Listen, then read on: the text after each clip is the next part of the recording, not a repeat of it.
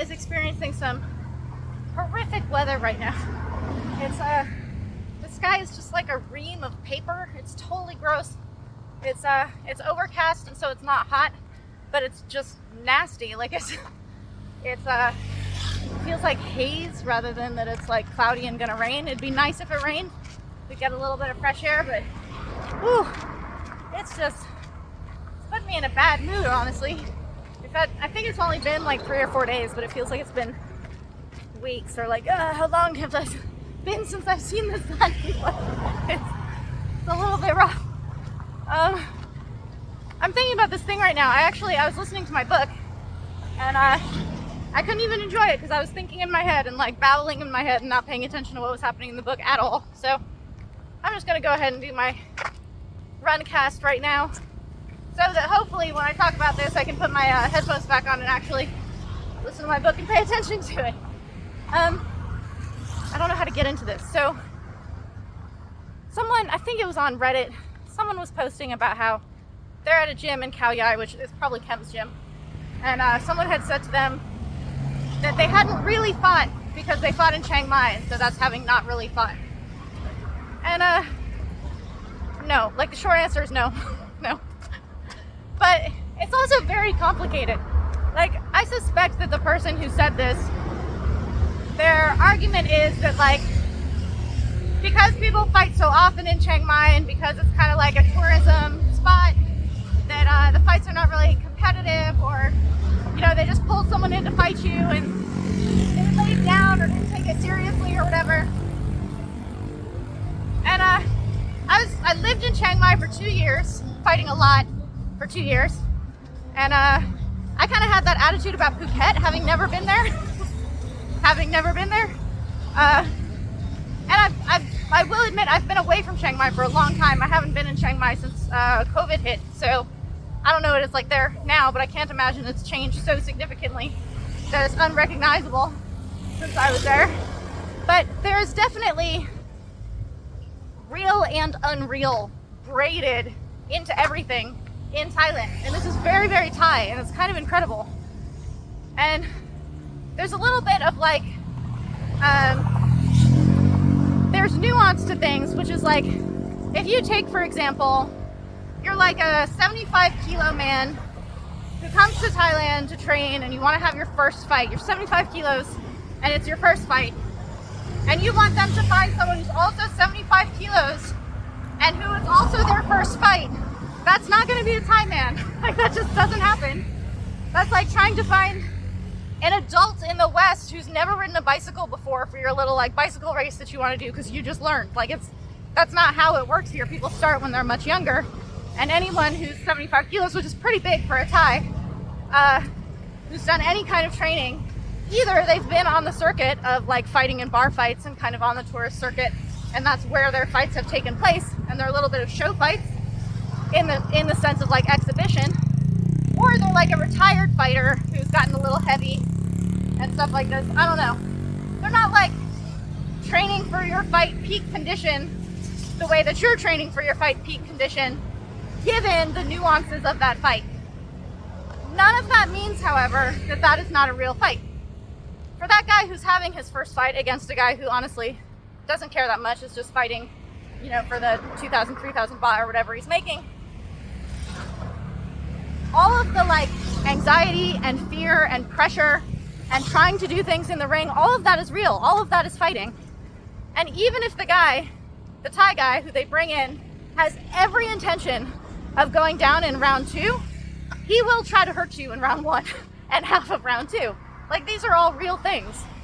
And so it's very difficult to say in a kind of like all true, all fake way what is real and fake in Thailand. There are things that people watch on TV that Kevin and I are like, I cannot believe people believe this is real, because it's very much show. I've watched fights that they look pretty good. Like, they're very well, not quite choreographed, but they're like very well performed exhibition fights, and they look very real. They look very good. They're kind of hitting each other, but not with a lot of power. And it's one of these things where, like, I see comments from people in the West who maybe don't have eyes for watching these things as much, and they're like, that was amazing, that was incredible. There are fights between Pattaya and her brother Mawin at the bar that are absolutely choreographed, absolutely show fights, and the comments on them show that most people believe that these are 100% real. And they're real and they're not, kind of thing.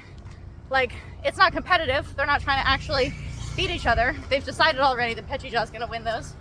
And they're more or less choreographed, they're hitting with the sides of their legs instead of with full power. And this is not only like bar fights, this is like fights on TV that people are like, that turned out to be real and I didn't think it would be real. And I'm watching it and I'm like, it's not what a real fight looks like. And it's a little bit of like, I grew up playing violin, right? So I started playing violin when I was 2 and I played until I was about 22 in college, like 20 years of playing violin. And I have a lot of first-hand experience with watching, listening, actually tactically playing a violin. And so when I'm watching a movie where someone on the screen is playing the violin, I know immediately whether the person is actually playing that or not. And I don't mean like it's playing over a speaker and you're like lip syncing. They do that, and the person is actually playing all the notes, but you're not hearing that. Or whether someone's just noodling around with their bow and their fingers aren't doing anything and they're pretending to play a violin, and I'm like, that is not, those bow strokes have nothing to do with the sound you're hearing.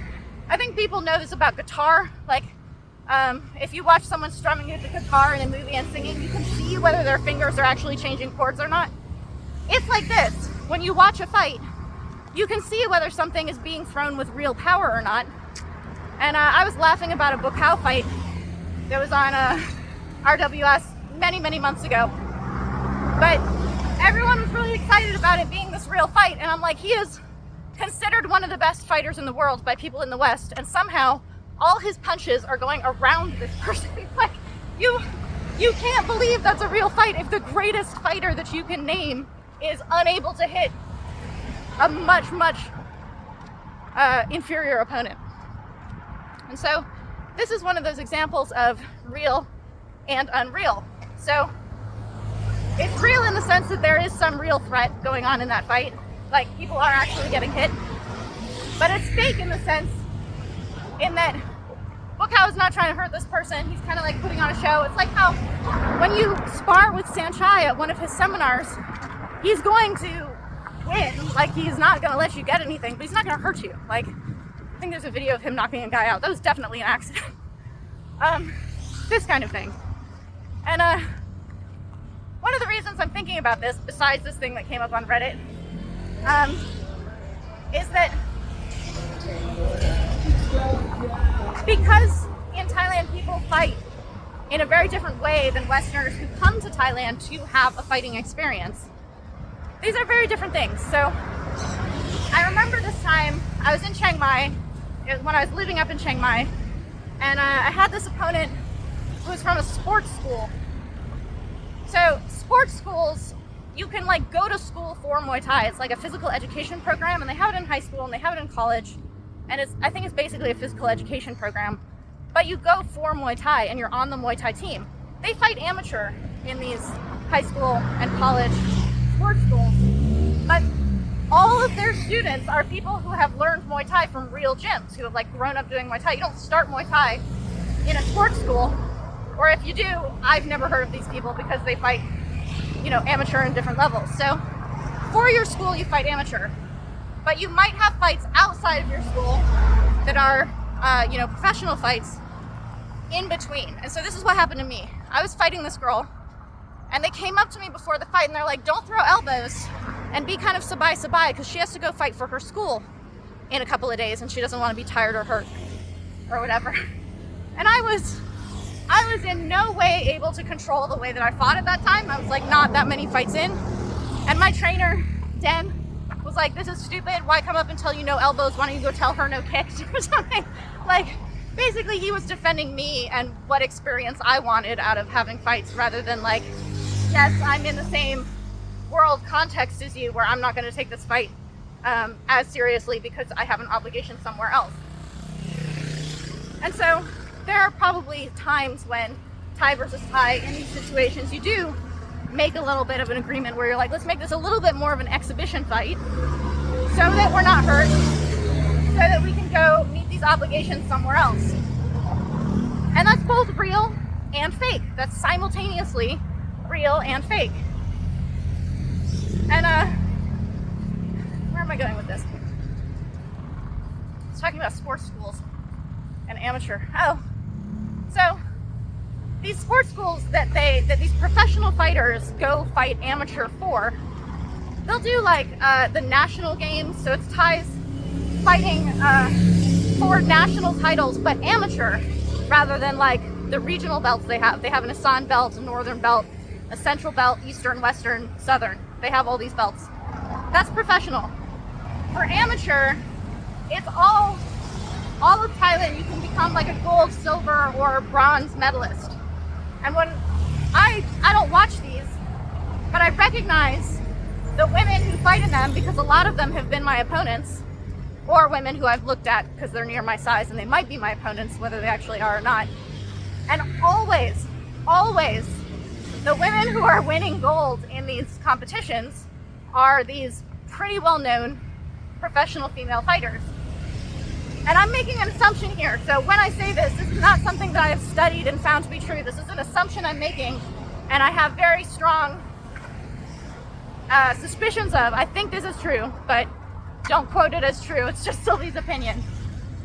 I suspect that the reason you can totally tell who's going to be the gold medalist with these female fighters who go and fight for their sports school is because when you fight amateur, they're like, you're 48 kilos and you're 48 kilos. You fight each other. And it has nothing to do with what your experience level is. And in a sports school, you might have a girl like Sinejan who's fought like 70 times versus a girl who entered the sports school having not had much professional experience. And she's got like 10 fights, but she's also 48 kilos.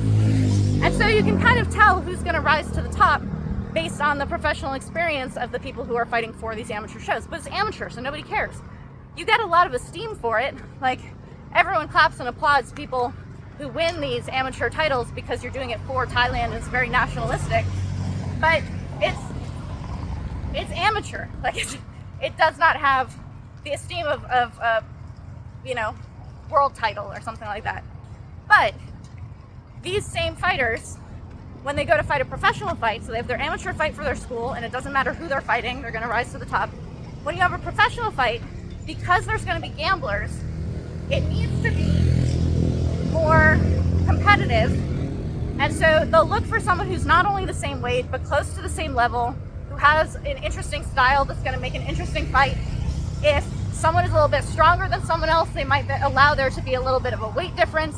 If someone has a really big name and they're fighting someone with less of a name, there's this opportunity for you to climb. You might get other kinds of advantages because you're trying to even it out. It becomes much more competitive in a professional setting. So in terms of like, it's so unfair, that's not a real fight in Chiang Mai because it's not, someone trying to take your head off. It's real. It's just a little bit more like amateur fighting because it's not for gamblers. It's not for a kind of like professional level of you have to make the gamblers happy. You can't put on a bad match against gamblers because they won't bet on it. So when you have these shows where like everything's a knockout, people are getting knocked out in round 2, every single fight for like 5 fights, that is not a show that gamblers are going to watch. That's not a show that gamblers are interested in. Gamblers are interested in very, very even, kind of interesting, competitive fights. And that's why Kevin and I are always advocating for gambling, because it's a way to kind of ensure fairness in a fight. And going back to real or unreal, like if there's gambling on a fight, the fight is very, very much real. But then the corruption of gambling and things like this, of like who's ahead and who's ahead in the odds, regardless of what's actually happening, that makes it a little bit fake, because you're like, oh, the gamblers are just not going to change their minds about who they've taken their bet on. And that makes it a little bit fake. But it's not a fake fight. It's kind of like a dubious decision. But so again, it's this thing where like real and unreal, real and fake, authentic and fake, like it vacillates, it moves a lot. And this is like totally a mundane example, but it's one that I think about all the time. At Pattaya, Kranu would want to like take photos to post as like training photos, but he would pose them. Like he would have people stay perfectly still with their knee on the pad and the pad man like kind of holding as though he's taking impact. And the facial expressions were never realistic. It was a totally static pose. And the person throwing the knee would be like flat-footed because they needed to have balance in a static pose. And I would look at this and I'm like, this is so clearly a posed photo. Like, why don't you just take an actual action photo? And he was like, oh no, because it's not beautiful. It might blur, or someone might have like a weird facial expression, or like it won't look perfect. And I'm like, no, it won't look perfect, but it'll look real.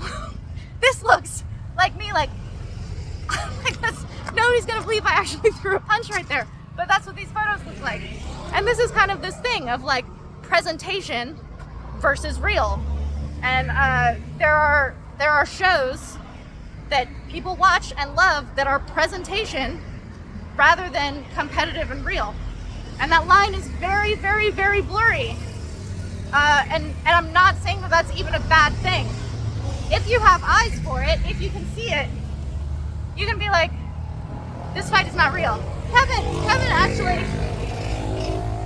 tends to think that things are being thrown or things are unreal more than I do. I tend to have more of a bias towards things being real, and he has more of a bias towards things being fake. Which, you know, there's that too. Like, I'm not saying that like if you have eyes, you're always correct. It's like you have a certain degree of suspicion when you have the ability to see these things. And I'm not saying that like the West is correct and it's like there is only like true and false. There is only real and fake. There's totally real and fake in the West too. Like you know, Mayweather fucking fighting someone right now for $800 million against Logan Paul or whatever that fight was. Like, is that real or fake?